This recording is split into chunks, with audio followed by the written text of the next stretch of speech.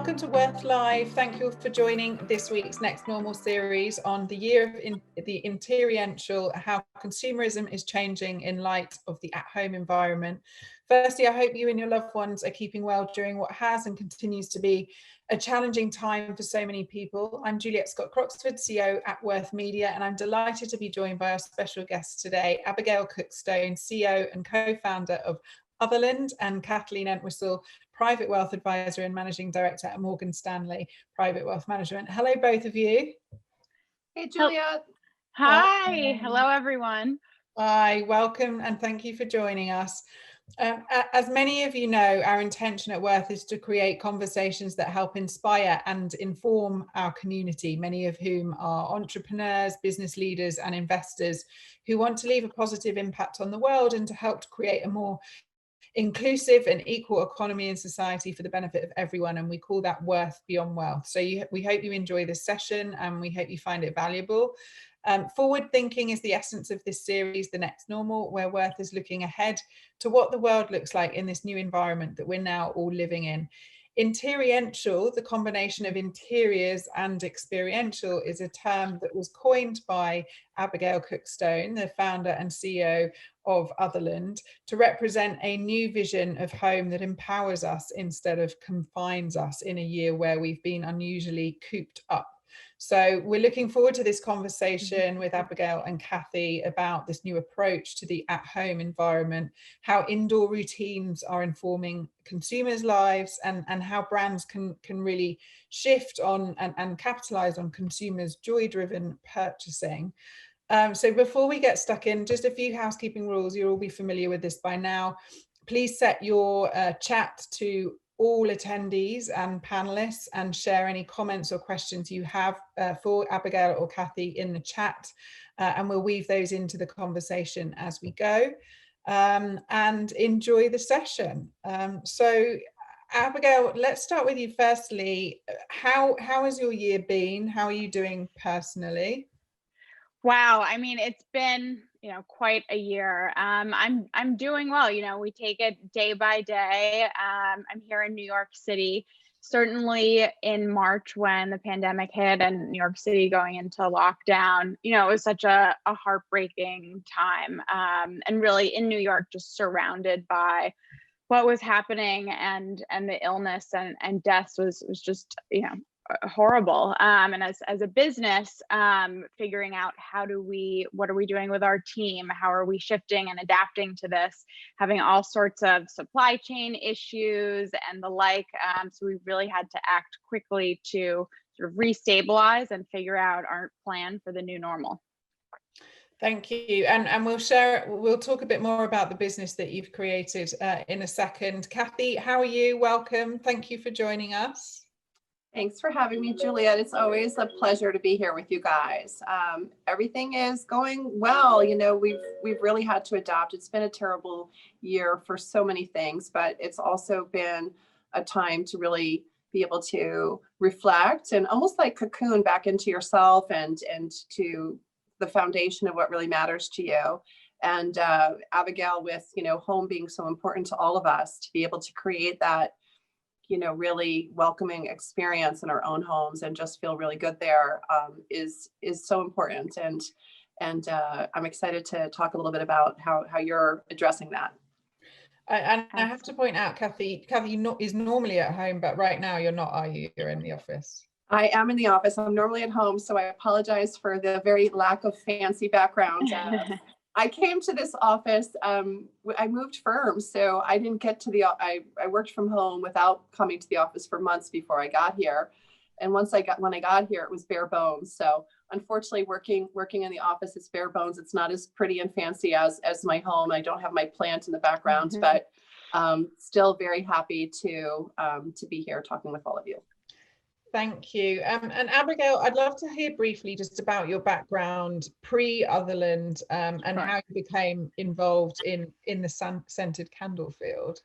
Absolutely. So I've been, I'd say, mildly obsessed with candles and home fragrance for my whole life. And when I was in my 20s, I found myself burning them every day. And so it passed the so-called toothbrush test of everyday use. And talking to my friends, I realized they were doing similar things, but I really felt like there wasn't a brand for me.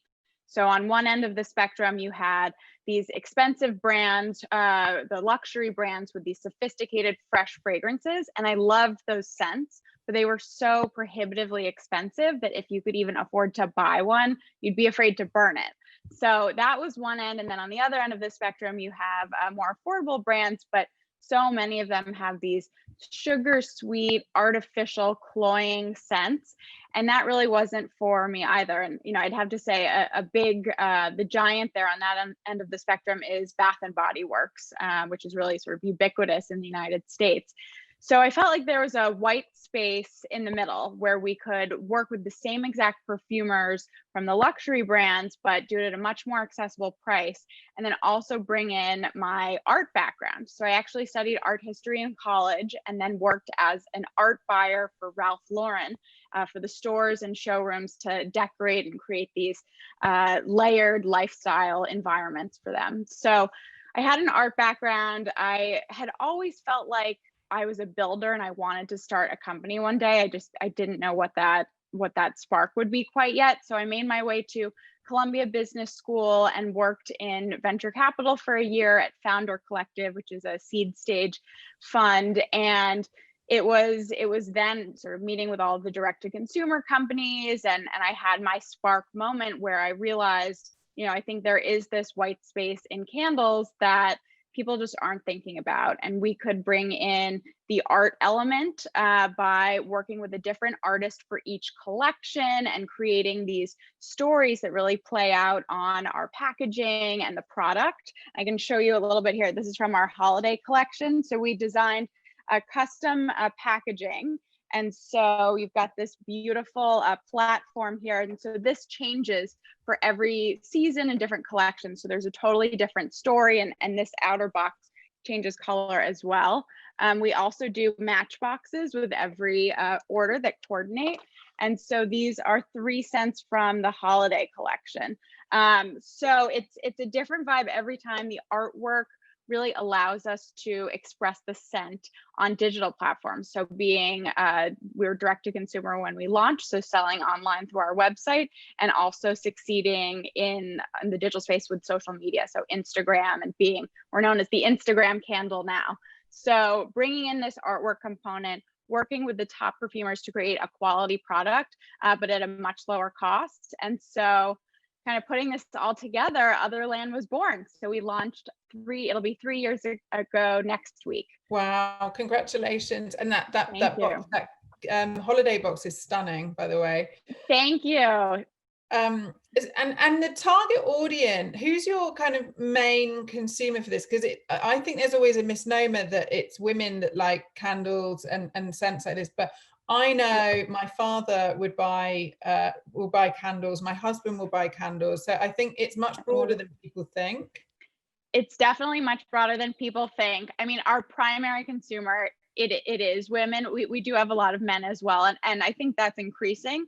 But yeah, women 24 to 44 are really our target, our largest group. Urban women and also sort of in the suburban city area, and so all across the United States. And they're very interested in self-care, but also some of the home decor elements and creating a space at home that is expressive and expresses who they are and what they envision their life to be. Okay, and I've got questions on your experience of building a business as a female founder, which we'll come to, Abigail. Yeah. If anyone's looking for these candles, we've just shared the website with you. It's www.otherland.com, and there's some amazing different scents and styles on there. First off, how are you both spending Christmas or the holiday season this year? How different will it be for you both, Abigail? Yeah, so, I think the big component that I'm really going to be missing this year would be those holiday gatherings. I definitely love to host and to cook, and just the treat of having people over, and going, to different events to see friends and colleagues. I'm really going to be missing that this year.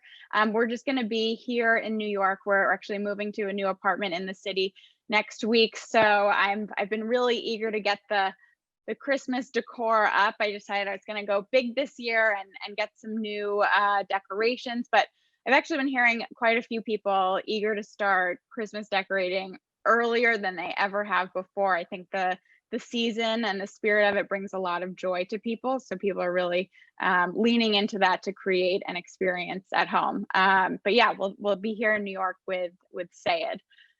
I'm one of those people, by the way. We put a tree up this weekend. It's the earliest I've ever done it. Yes. Oh, great. Yeah, I think people need a bit of cheer. Totally. Kathy, how are you spending the holidays? Same, quiet, probably just with my immediate family, me, my husband, and our kids. We did that for Thanksgiving. There was only 4 of us for Thanksgiving. Maybe there'll be 6 for Thanksgiving, for Christmas. But we also put our decorations up. We lit up our yard with all sorts of lights this year, just, low key, but celebratory, because I think we all just want to find that joy and happiness and hope. And that's just one way to, sort of bring those memories around us and also feel positive about where we're going, I guess. We did book a vacation in February. We're going Caribbean in February, which is probably a little soon, but I just think we needed something to look forward to. And it just gives us something, again, a little sunshine and warmth to look forward to. Brilliant. So we're talking about the year of Interiential, and first off, Abigail, you've pioneered this new approach to at-home experiences with this term Interiential. Can you explain what it is, and what does the Interiential economy mean, and yes. what led you to form this approach to the at-home environment? Totally. So now that we're spending more time at home from ever before, came up with this idea, a phrase to represent this new vision of home now that our homes have become our everything. So we call it Interiential, so a combination of interiors and experiential. And so our homes have become our everything now, our gym, our bar, our sanctuary. And it's really important to have home be a space that empowers us and doesn't make us feel confined. So it's all about creating these meaningful experiences at home. And there are a couple of reasons why this is important. So one would be, it really embodies this phrase that my mother had. It was her mantra, and it's become mine, which is the extra verve of the added touch. So the extra verve of the added touch is really about this little bit of extra effort you might put into something that takes it from good to great and elevates the everyday. So the example that I would often use when explaining this would be when you get clementines and they come in the mesh bag or that crate, you put the clementines in a bowl. And it's not too fussy, it's not Martha Stewart, but it just creates this little moment of beauty. And verve, as I call it, is really all about this practice every day of creating these little moments of joy for yourself. And it's part of the art of living well. And that's just something that's been really important to me. And so it's been my mission to share that with the world through Otherland. And so it definitely plays into Interiential in whether you're playing music while you do the laundry or lighting a candle while you're at your desk. It's all about creating these moments that spark joy and make you happy. And then another reason that it's important is through this lens of interior wellness. And with our homes becoming our everything, it's all about considering how my home and the space is helping instead of hindering my productivity and creativity. Part of that also, I would say, is personalization. And so much of furnishings these days, they all kind of look the same. It's all very minimalist, but personalizing your space and adding little tokens of your experiences. It could be something like I have a matchbox collection from restaurants that I've been to throughout the years. And as I travel, I collect them. So it's curating these various items of decor or artwork that really represent you and add to your space. And it allows for, I think, better living, sense of comfort as well. I love that. Have you got other examples of how people can create interior wellness in their homes? Yes, so definitely. So the personalization, whether it's having a little bit of a collection of something and so forth. Some other ideas, everything from, so I do a little bit of meditation every morning I use Headspace. I need a little guidance on it, but our apartment right now, it's sort of this classic New York 2-room apartment. We've got the living room / dining room / kitchen, which is also now / gym with the Peloton / office. Our dining table is now our desk, but there's a little windowsill ledge where I create a meditation nook. So in the morning, I swing my desk chair around and I've got a stack of coffee table books. I put all my plants there. I've got a couple crystals and a candle, and just sort of creates this little kind of altar-like setup that adds to the mood and the ambiance, really helping you to habituate that ritual. So I'll light a candle, and I have a special scent that I only do for meditating. So that's one. Another thing I've been doing recently is bodega eucalyptus. So you can get it from Trader Joe's or the bodega. You roll over it with a rolling pin or even a wine bottle. Add that to your shower, and you've got a waffle weave robe, and it just enhances the experience. So it's all about finding these little tricks and twists, little hacks that can help create that space experience. Kathy, how have you changed your home environment this year? You know, we moved a couple of years ago to this home, and it's a perfect home for COVID. You know, so it's a big open space. We just have it very cozy. I'm a big candle person too. I cannot wait to go online and order some of these candles. I love like the experience of that. So the packaging is beautiful. The scents sound amazing. And for me, it's just we have a gym, we have all those things, we have the space now. So we didn't have to change a lot per se, but we've changed the way we use the home, right? Because I was in and out. I spent maybe an hour awake and then my sleeping time at home, and that was it. And now It is more about spending a lot of time there and getting that sense that you're not stuck somewhere, but that it's like a haven. And so I am a candle person, like I said, and also exercise and things like that. And then just walking outside and, getting time like with the earth in a sense, that's very grounding to me, literally. So I think those are the things that we've been doing. I love it. I want to add one thing too. I don't know about any of you out there, you'll have to let us know in the chat, but I've really gotten into, and I used to hate this word, tablescaping. So for our dining table, which is our desk during the week, since sort of time all seems to blend together these days, on Friday, like to take the computers off. I've started collecting tablecloths that I found on eBay and so forth, and doing a whole sort of scheme. It's really adding these multi-sensory elements. And I'm definitely a foodie and so miss the New York sort of restaurant experiences. So adding a few flowers, doing a cocktail. We're really doing up happy hour, cocktail hour on Friday, turning on some music and making it a whole thing. So that's definitely another part of it. The thing that I found interesting is, how do you still create that notion of when you're on and work versus relaxed time? Yeah. And sometimes I have to physically go and get changed just to kind of create like a sense of, okay, I'm in a different mode now. Because otherwise it suddenly feels like it's all kind of molding into one if your work and home is all in the same space. Completely.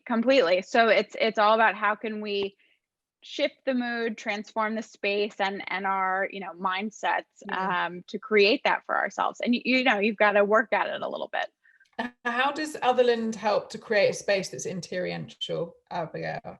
Yeah, so I think that really our approach to candles has been very much seeing them as sort of an experience in a jar, and with the artwork, the packaging with the different layers, multi-sensory, even down to our lids that have a pattern on them.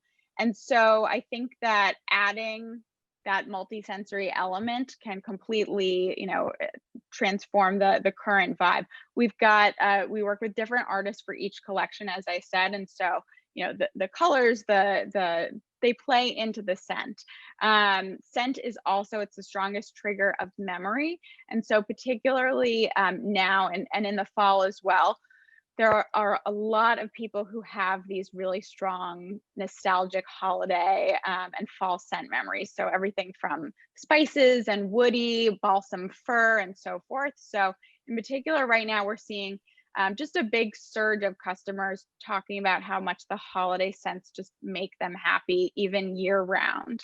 So I think connecting with some of those scents that inspire memories is a big part of it too. And how have you seen consumer habits change on the retail side? So, because is your main channel to market through e-commerce and via the website?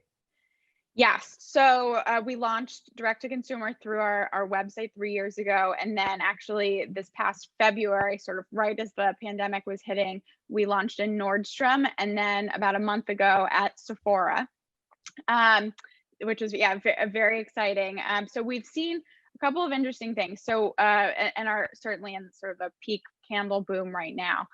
One thing would be this increase in joy-driven purchasing, and so this emotion-driven, people are craving feel-good things to look forward to, like the anticipation of receiving a package, the joy of unboxing the candles, popping the lid, and taking that first whiff of a new scent. And more than ever before, people looking to unwind, create me time, break up the space, and they're looking for joy, and that's what the product offers. And so we've seen, I would say, an increase in people speaking to those attributes on social media when they share our product and share with their friends, sort of the happiness, the joy sparking. I think that also the newness, so we do a different collection drop. It's practically every month. So the newness, people are sort of in the home doldrums right now. That's really helping customers a lot to breathe a little new life into their space. And so another thing would be an increase in gifting. And for the holidays, of course, gifting is big, but we've seen a big increase in off-season gifting as well. So with people not able to get together, the gesture of sending a candle or a sweet bit of sunshine, that's really been sweet to see customers take part in and be more enthusiastic on. There's also been an openness and excitement for purchasing online that's allowed us to build trust with the direct-to-consumer skeptics and people who really weren't comfortable buying fragrance online before.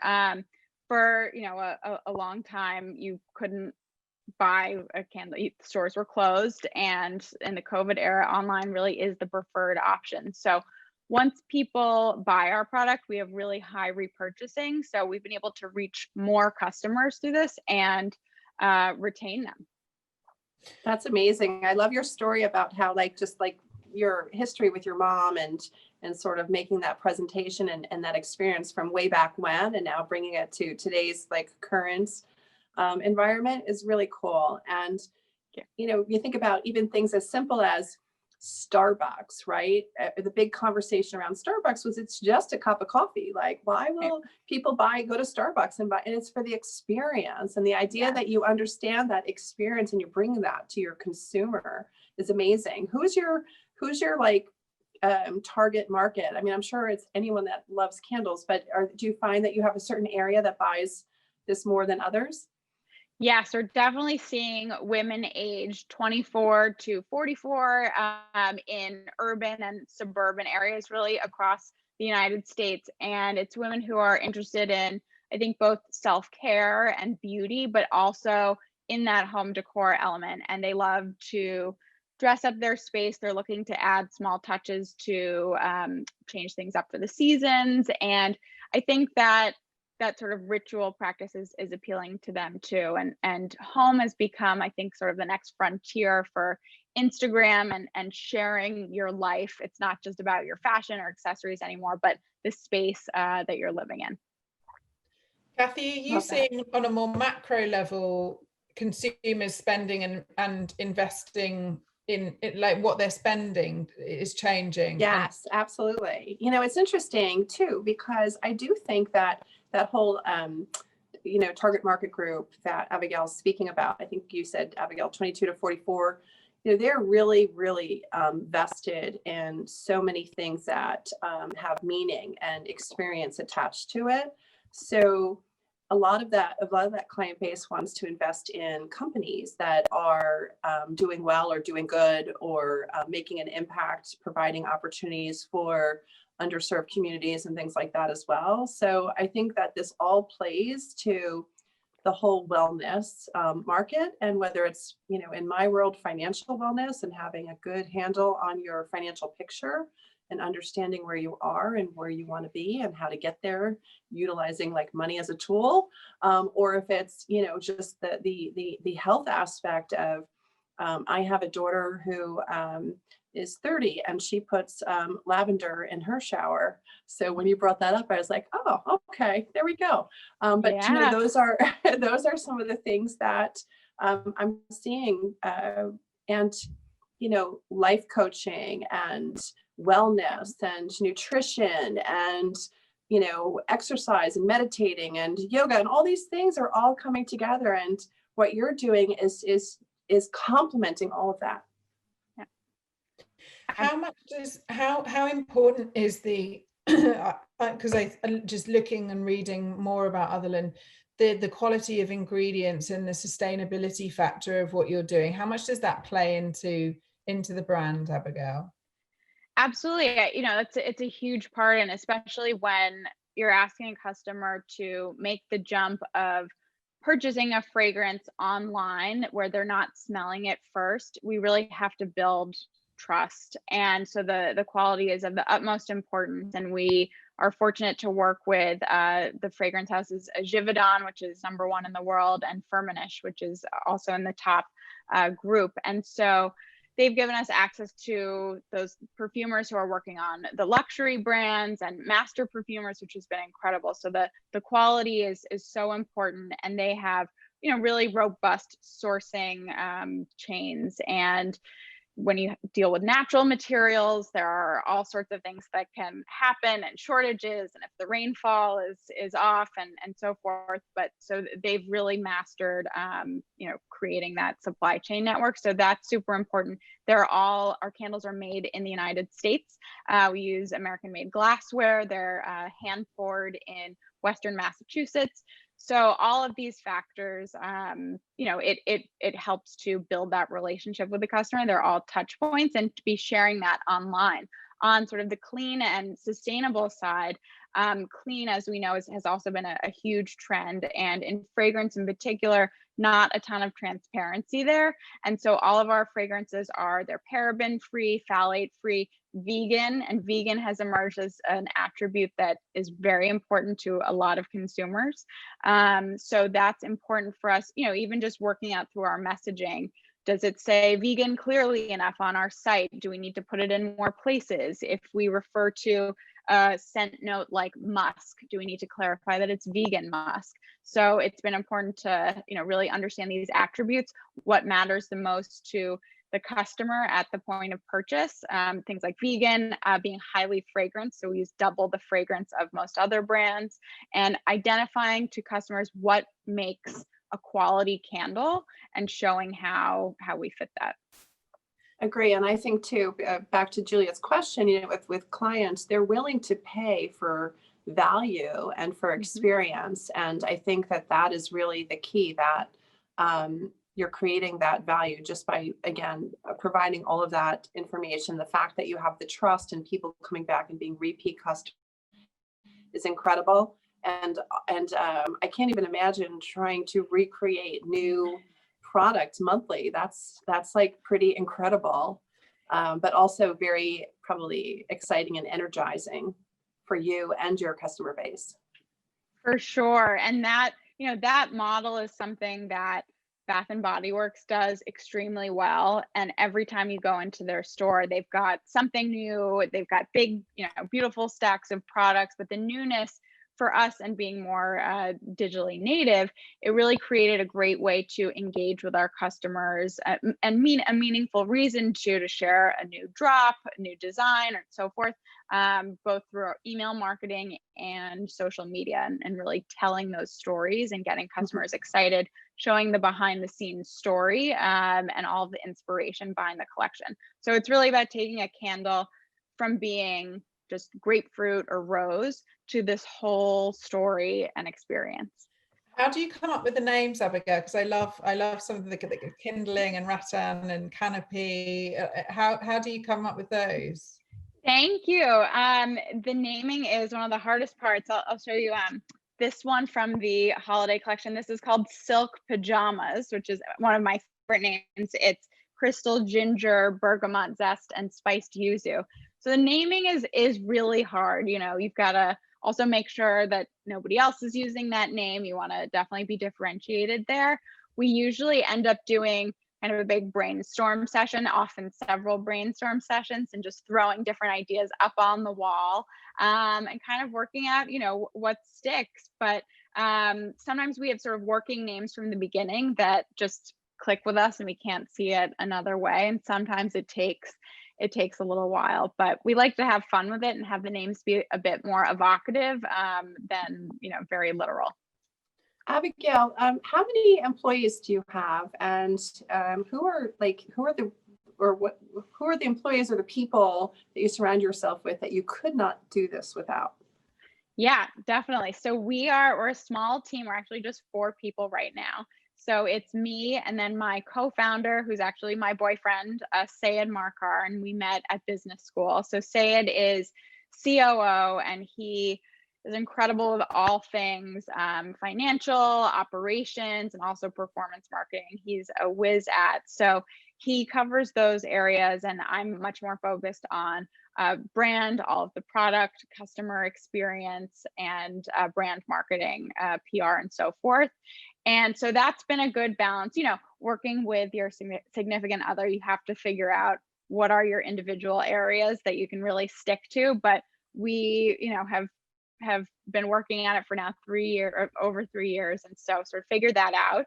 And then we have Lauren, who does customer experience. So for us, that means everything from customer service inbound to what we call social CX. So she interacts with every engagement we get on social media.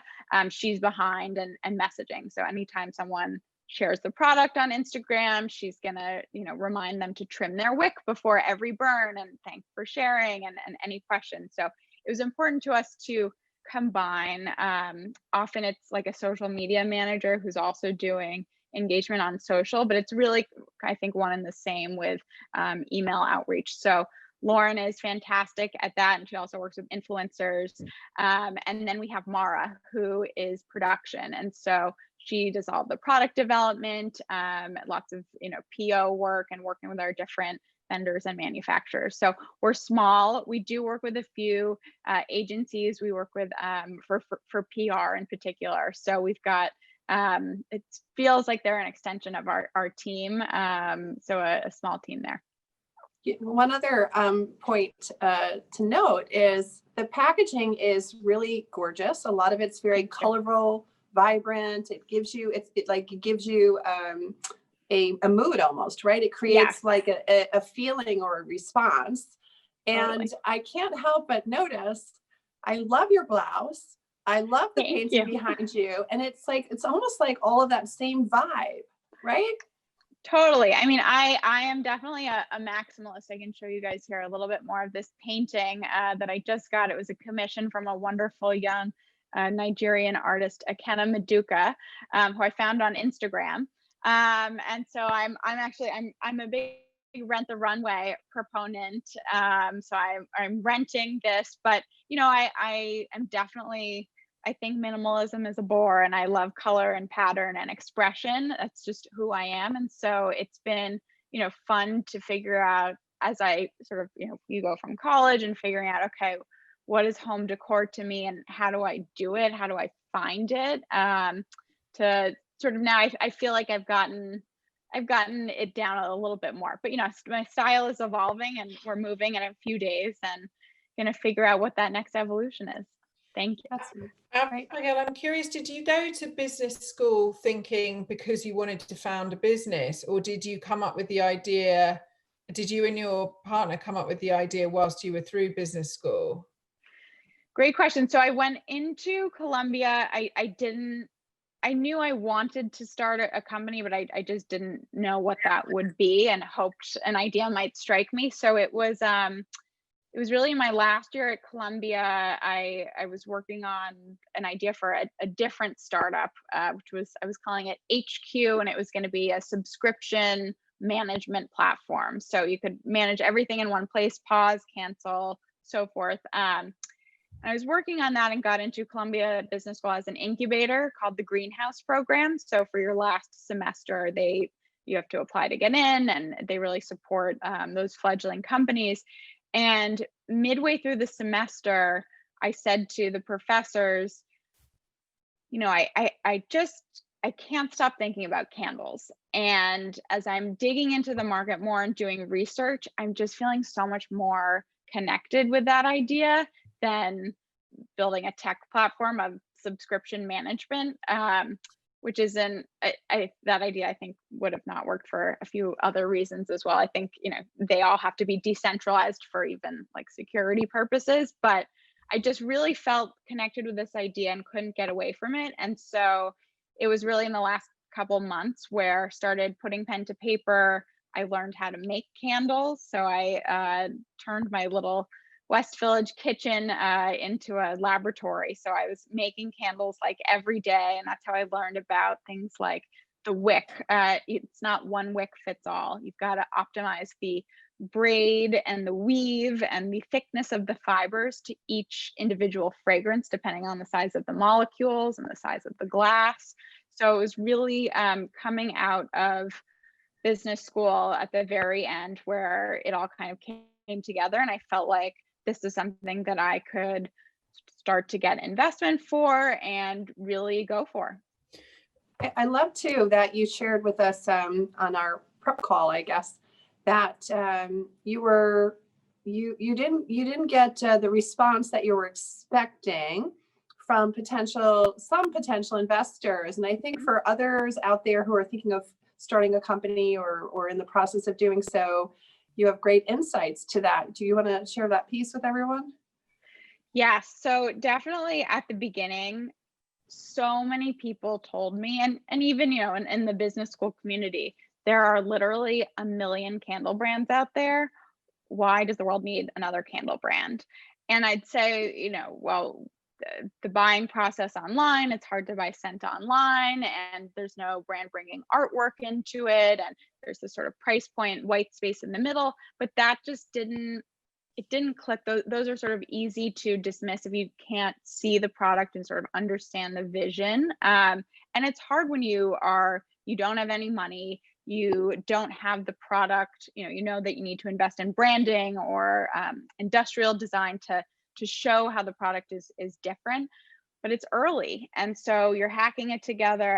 I was making candles. I had, I think, $2,000 grant from Columbia to do a little design work, but it's very, very minimal. And it was around that time that I started to build a relationship with Red Antler, which is a design and branding agency. And they were an incredibly helpful partner in really, it was way before we even signed any kind of contract, but in encouraging me, showing interest in the idea, and then starting to connect me with investors in their network who might be interested. But even so, I remember that summer after business school, I went to, it must have been like 60 pitch meetings, and I was living in this West Village apartment on the 6th floor walk up. And since I didn't have any product of my own, I would bring with me to every pitch candles from the market, like 15 different ones, from Yankee Candle to Diptyque and so forth, really so that people could smell and have it be a little more interactive. So I would haul the suitcase up and down the stairs several times a day in the July heat, going to these pitch meetings, and it just wasn't clicking for anyone. They'd say, or they might say, we like the candle market. We think it's a really interesting market, sort of ripe for disruption, but come back when you have a brand. Well, I needed money for a brand.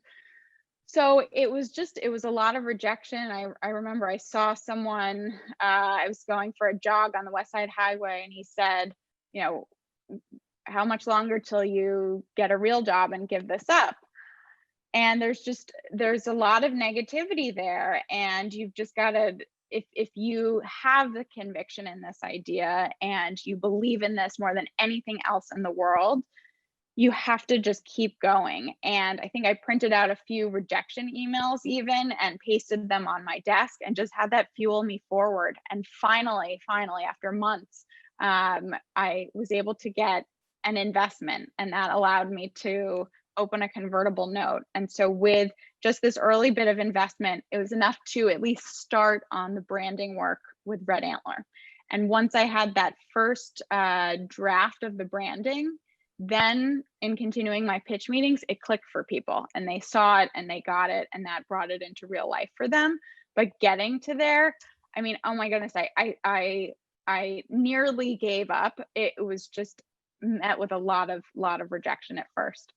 A lot of what we cover at Worth, Abigail, is like the founder's journey, and the founder's DNA that I think you need, and the resilience and the grit that you need. Yes. And also female entrepreneurs, and you know, how do we accelerate progress and drive wealth for female entrepreneurs, and support with, you know, access to investment and capital. Mm-hmm. Now, having gone through that process, is there anything that you would, like, what advice would you give to others in that situation? I think that you know, a lot of our early investors were other founders, and I think that in particular, if you can, you know, if you know them or can get connected with them, building that sort of founder network can really help. It sort of creates this advisory sort of group, and that you can talk to and ask questions and get feedback on, and they get it and they've been there and they know it.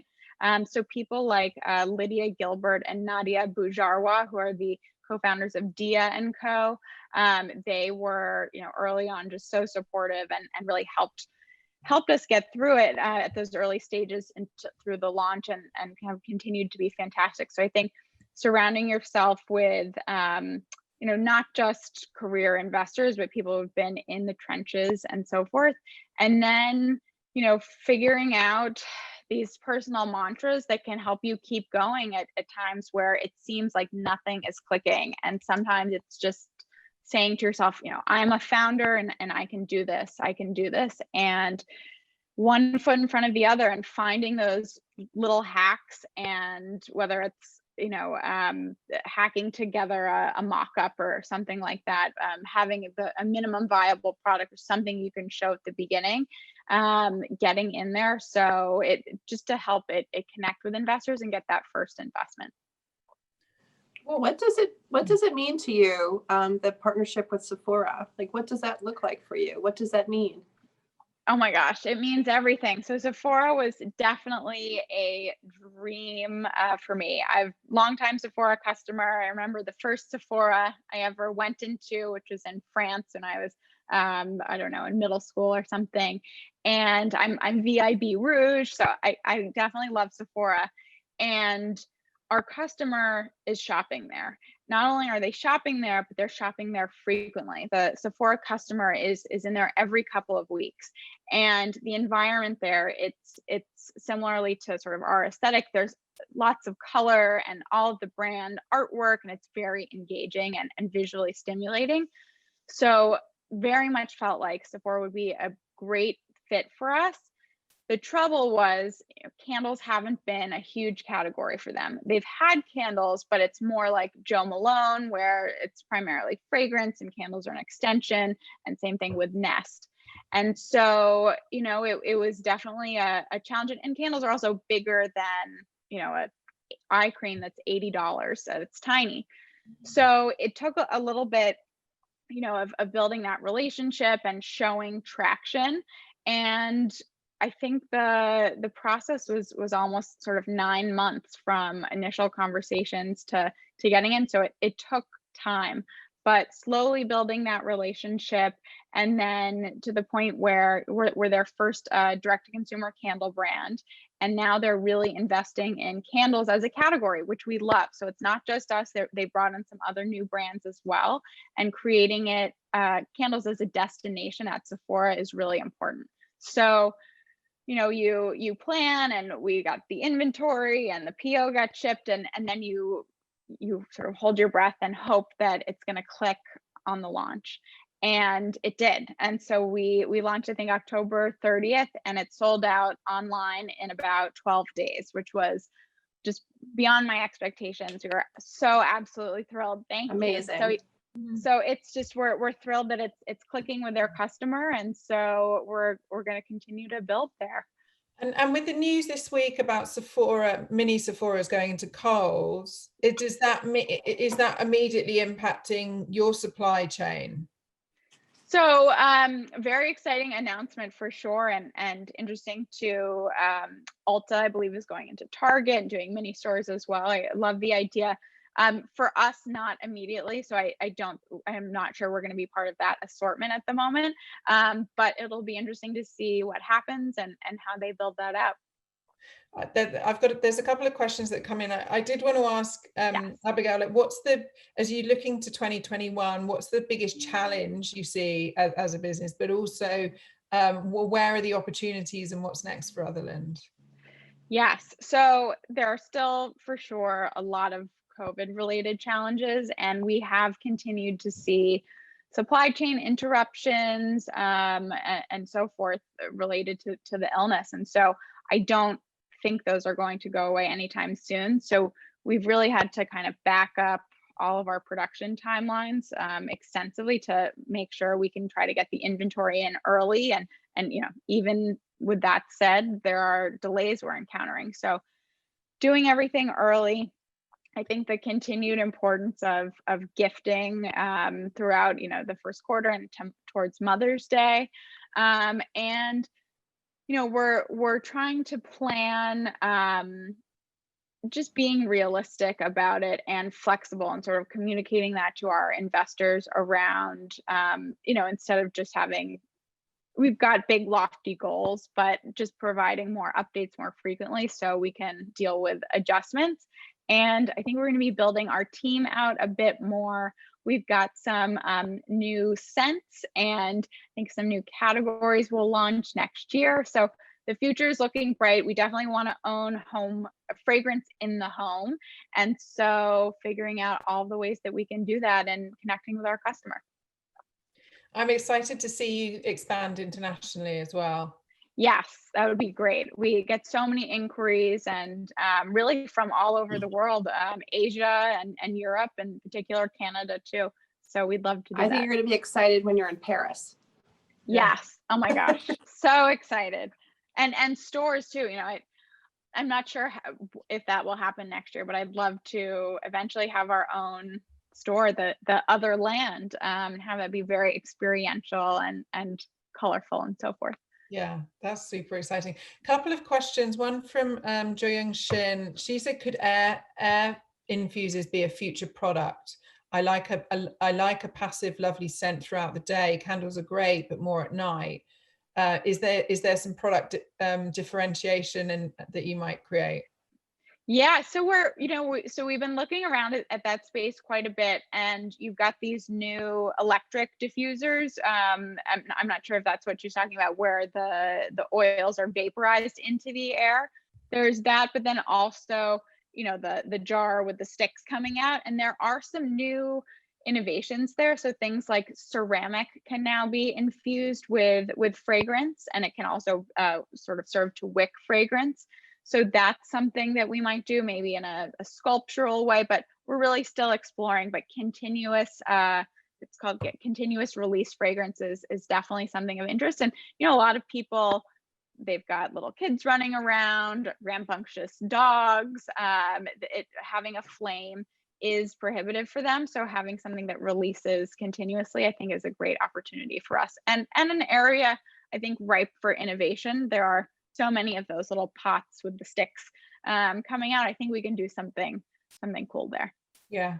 There's one of the members of our community and one of our contributors, Justin Douglas, is on here, and his brother has a store in Bath. So he was like, if you want to Ooh, yes. So yeah, we'll connect you if you're interested in expanding into the UK. We'd love to. I'm not sure. I'm hoping we can get there next year. But would love that. The UK is a very big candle consuming country. And final question for both of you: as you look to 2021, and given this how much our home environment has changed this year, and the droid-driven purchasing, and this notion of interiential, how much do you think that is here to stay versus it will pop back to the way we were? And I'm curious as to, do you think these changes have actually are they kind of giving us a more fulfilling life, and do you think that they're around to continue, or to what extent do you think it might change in 2021? I definitely think that Go ahead, Abigail. Go ahead. I was gonna say, I think that they're definitely going to stick around. I think, right now people are craving socialization, and I think we're going to see that really happening in the home, and people hosting parties and having people over, etc. But if you look even before COVID, trends like these outdoor living rooms and man caves and so forth, people creating gyms and wellness rooms in the home, that was happening before COVID. So I think we'll continue to see that, and as people create their own sanctuaries at home, and like you said, it is very fulfilling, and it's part of living well and seeing how people can create that for themselves. Yeah, and to Kathy, your point, you were having an hour at home and then you were sleeping there.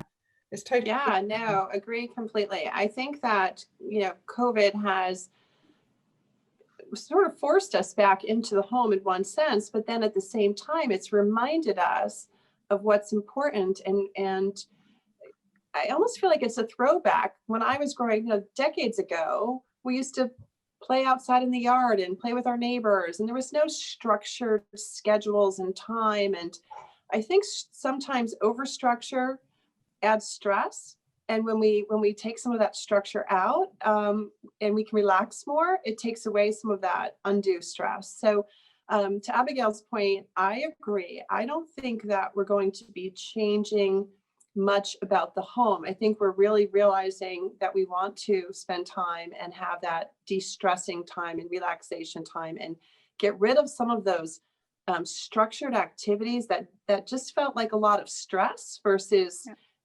getting some of our energy out, right? There's a very fine line there. But I also do think that socialization is going to come back, and it might be going out for dinner and things like that. But I do think that using the home more is also going to become much more powerful going forward, that people are going to enjoy entertaining and being entertained with each other in our homes. One of the brands that I've been thinking of talking to you, Abigail, is Farrow and Ball, and the way that they name their paint. Yes, they do such a great job. I love Farrow and Ball. So this has been a wonderful conversation. So how do we find you? We can find you in Sephora. We can find you on Otherland.com and Nordstrom. One thing just to leave us on, I always like to kind of leave on a something that go on. And let me do that. And on Instagram we're at Otherland Co, and I'm Alpha-Gail. Okay, great. I think Molly's going to share that in our chat now. Yes, thank you. What gives you hope as we look to the holiday season and next year? What are you feeling hopeful about?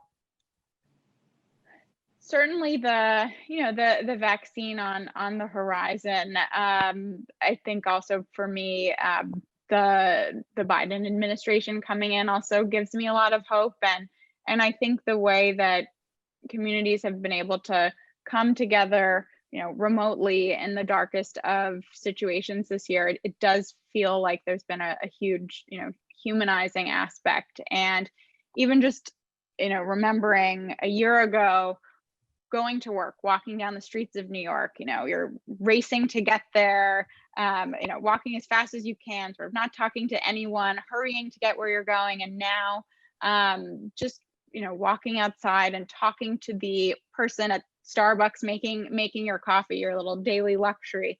I think we're all just connecting in a way that is so much more meaningful, and it's a really important reminder. So I think that spirit, especially for this country, which has been so divided, that gives me hope. Thank you. Kathy? Yeah, I agree completely with Abigail, and I would say COVID has really shown us the disparities that exist, and it gives us an opportunity to make changes to that, and also to make changes in our own life to be more in line with what's important to us and what our values are.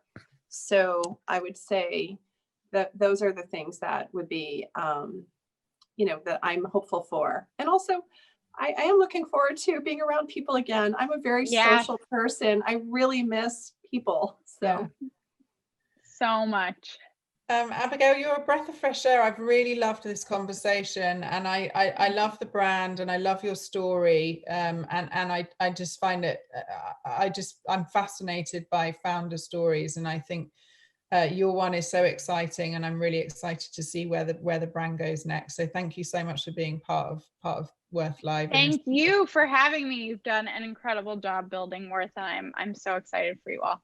Thank you so much. And thanks, Abigail. Yeah, thanks, Juliet. And a special thank you to Kathleen. you, Kathy, as well, for being our partner for this series. Most importantly, thanks to everyone that's tuned in today. We will be sharing this recording in our weekly newsletter as well. To the rest of our community that missed it today, we'd love to hear any comments you have. Email us at community@worth.com. And you can join us again next week at Worth Live for the next normal series on Thursday at 12 p.m. Eastern Time, where we'll be talking about the psychological toll of COVID on children, and how our children can succeed despite isolation, with two amazing clinical psychologists, Dan Willingham and Dr. Chloe Carmichael, along with Worth Chair and founder and Chair of 1-800-Flowers, Jim McCann, along with Executive Director for the Walton Family Foundation, Carol Stern, and Kathy again. So that will be a great conversation as well. In the meantime, be kind to yourself and others, stay healthy, enjoy your home, enjoy the fragrance that it brings, check out Otherland, and I look forward to seeing you all soon. Thank you, everyone. Thanks, everyone. Thanks, Juliet. Thanks, Kathy.